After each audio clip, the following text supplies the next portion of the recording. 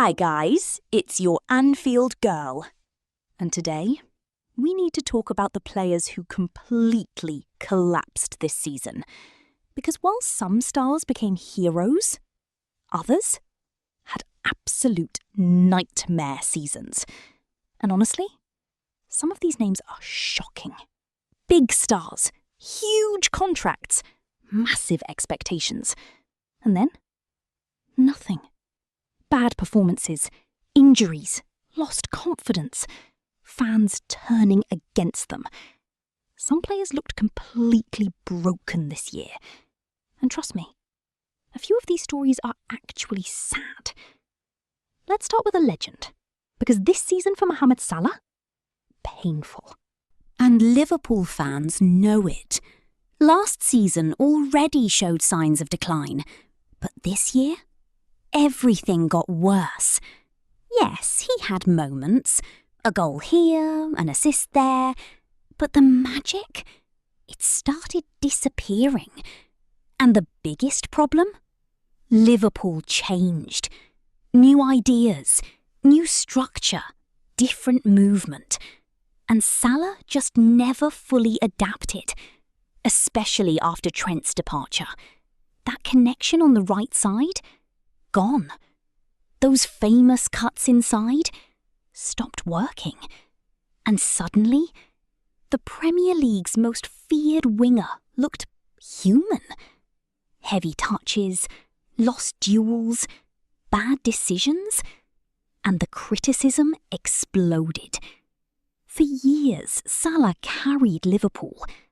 But this season, it felt like football was finally catching him. And honestly, the saddest part? He reportedly decided to leave himself. Not because Liverpool forced him out. Because he knew. That says everything. Now let's go to Tottenham. And wow, what a mess! Kolo Muani arrived with expectations. Not superstar expectations, but at least some impact. Instead, disaster. 1 goal, 1 assist, 26 league games.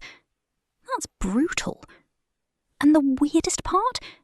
Nobody even knew his position anymore. Left wing, right wing, striker. Tottenham used him everywhere because the entire club was chaos. Injuries, manager changes, toxic atmosphere. Nothing worked. And honestly, Kolo Muani looked like a player who never wanted to be there. Rumours all season. He wanted Juventus. He wanted out. He looked disconnected. And now? Most Spurs fans probably just want to forget this entire season happened. Chelsea fans? Yeah, we need to talk again. Because Liam Delap was supposed to help solve the striker issue. Young, physical, aggressive, a classic Premier League number 9. And for a moment, people believed. But then, injuries, bad timing, and chaos. Again. Chelsea sold players, changed systems, changed managers, and Delap got lost inside all of it. By the time he returned, João Pedro had already taken control. And suddenly, Delap looked like a backup. Again. This one hurts, because I love Anthony Elanga. Last season at Nottingham Forest, electric, fast, fearless, direct, one of the most exciting wingers in England. And then Newcastle signed him, and somehow everything disappeared. 3 goals all season. 3! In every competition. That's insane. And the numbers became ugly too. Less dribbling, less shooting, less confidence. Even the energy disappeared. And the crazy part? He wasn't even a guaranteed starter. Eddie Howe kept rotating him, and Jacob Murphy became more trusted. That says a lot. Still, I'm not fully giving up on Elanga. There's too much talent there. But wow, this season was rough. And now, we get to the really shocking names.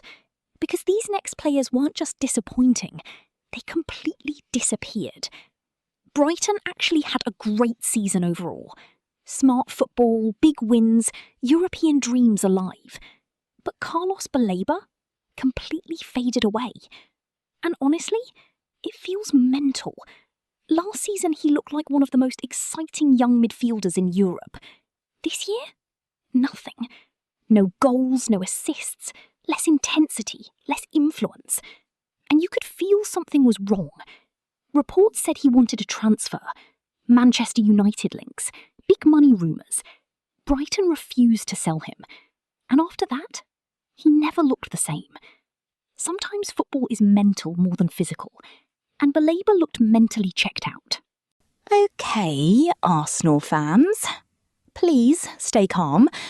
But Gabriel Martinelli had a terrible Premier League season, and the stats are ugly. 1 goal, 3 assists, 28 league games? For a title contender? That's nowhere near enough. Especially from a Brazilian international. Now, fair enough, he still showed quality in cup competitions. Champions League? Much better. But in the league? He completely disappeared. And when Arsenal needed attacking firepower most, Martinelli just wasn't there. And finally, one of the strangest stories of the season. Rico Lewis. Last year, Pep Guardiola loved him. The perfect modern footballer. Flexible, technical, smart. This season? Gone. Injuries? Bench role? Almost invisible. Only 10 Premier League games. And now? Manchester City already moved on. New signings arrived. New options appeared. And suddenly, nobody even talks about Rico Lewis anymore. Football moves fast. One season, you're the future. The next, people forget your name. So, who do you think had the most disappointing season? Did we miss anyone? And honestly, which player do you think can still make a comeback next year? Let me know in the comments. See you at Anfield.